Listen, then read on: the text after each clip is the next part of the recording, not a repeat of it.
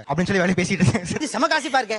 RJ பாலாஜியும் Priya ஆனந்தும் இங்க கெஸ்டா வராங்க. பைத்தியக்காரங்களாடா நீங்க, என்னதான்டா உங்களுக்கு பிரச்சனை? ஓ கிஃப்ட் முன்னாடியே கொடுத்துட்டு அப்புறமா ஷோ நடத்துவாங்க போல இருக்குதுன்னு நினைச்சீங்க. ஆக வர்ற எல்லாம் கிஃப்ட் ஒண்ணு தான் வரீங்களா? மங்களன்ல ஒரு டிவி கொடுப்பாங்க, ஒன்னத்தையும் காணுமே அப்படின்னு. கவலைப்படாதீங்க, இந்த ஷோல கிஃப்ட் இருக்கு. இருக்குங்களா? அப்பாடா. நீங்க இப்ப Dress மாத்திட்டு வந்தீங்க. அப்ப இங்க பேசிட்டு இருந்தாங்க, பின்னாடி யாருன்னு பாக்கல. ஏமா ஓகே இருக்குல? என்ன பேசிட்டாங்க வேற இல்லைங்க படம் சார். இருக்குது. மதே வரக்கூடாத இடத்துக்கு வந்து மாட்டீங்க நம்ம. இல்ல ஏற்கனவே வேற Dress போட்டு வந்தாரு, இப்ப அதே வந்திருக்கலாமே, ஏன் மாத்தி வந்தாருன்னு ஒரு அம்மா. சரி. அதுக்கு ஒரு பொண்ணு சொல்லிச்சு, நம்மளுக்கு தாண்டி ஒரே நாள் ஷோ, அது வந்து சண்டேல காட்டுவாங்க, அவருக்கு வேற Dress இல்ல போடணும். ஓடி கிறுக்கு போய் மாவள.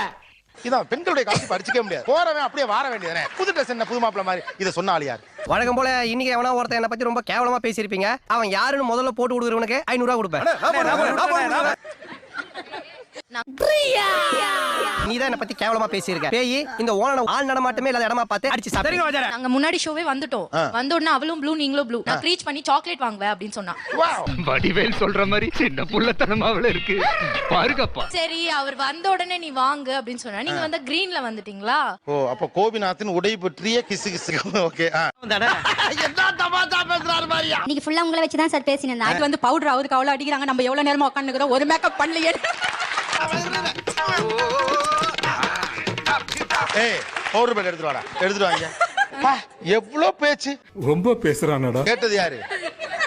நீ மேக்கப் போடணும்னு சொன்னியா இல்லையாமா? வாமா பார்.